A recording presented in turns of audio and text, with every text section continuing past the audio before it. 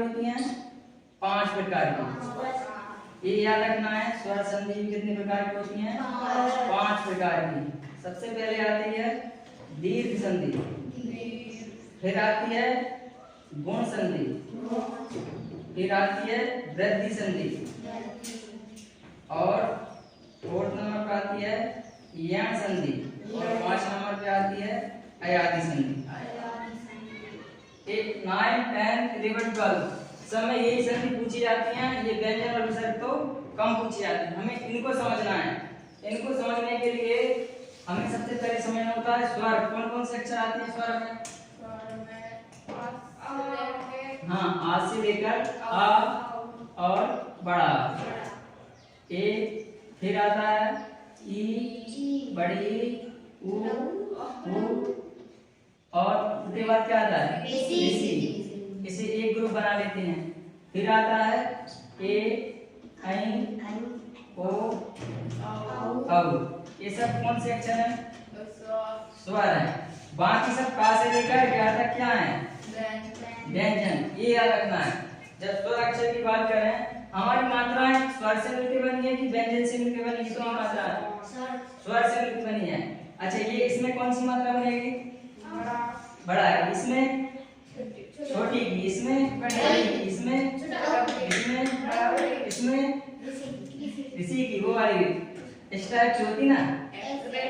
हाँ, इसमें ऋषि की, ए की, ए ऐ की, ए ओ की और ए औ की। या तो जितनी मात्रा है वो कौन सी संधि में आती है? स्वर में। और जितने भी आ से लेकर औ तक जो अक्षर है आ तक वो सब कहाँ आते हैं? स्वर में। अच्छा, इसका बताओ, इसका उपयोग कहाँ होगा? स्वर है। ये कौन सी मात्रा है?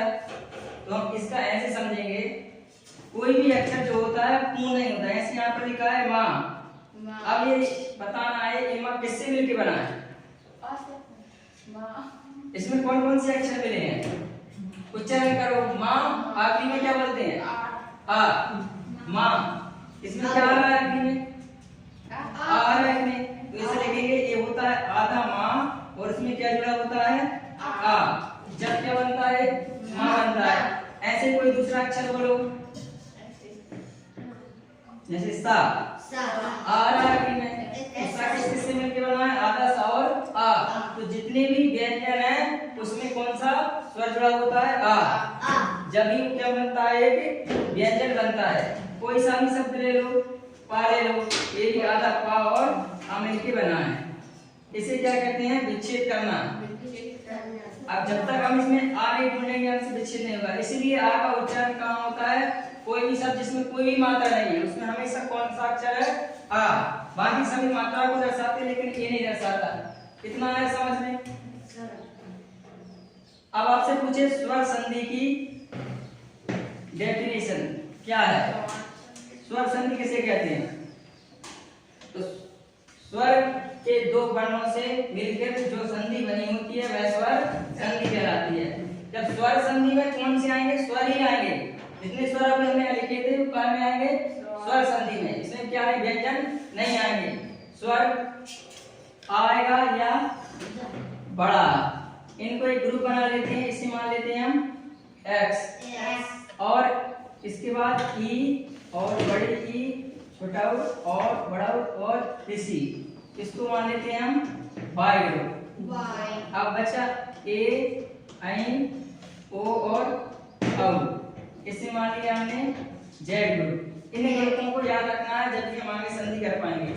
याद रखना है x ग्रुप में कौन कौन आते हैं? आ और आ। उच्चारण समझ आ रहा है ना? इसको क्या बोलेंगे हम? छोटा आ नहीं बोलेंगे। क्या बोलेंगे?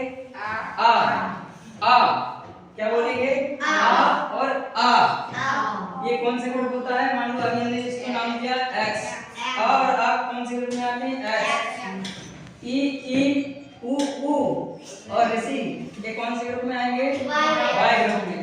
फिर ए, ऐ, ओ, औ ये कौन से ग्रुप में आएंगे? z। ये ग्रुप ध्यान में रखना है। अभी हम संधि पढ़ेंगे, अभी बिल्कुल समझ नहीं आ रहा, धीरे धीरे समझ आएगा। इनको हटा दे। संधि याद हो गई। दीर्घ संधि होती है, गुण संधि होती है, और सर फोन आ रहा है। वृद्धि और अयादी संधि 5 प्रकार की होती है। काट दो लाल से।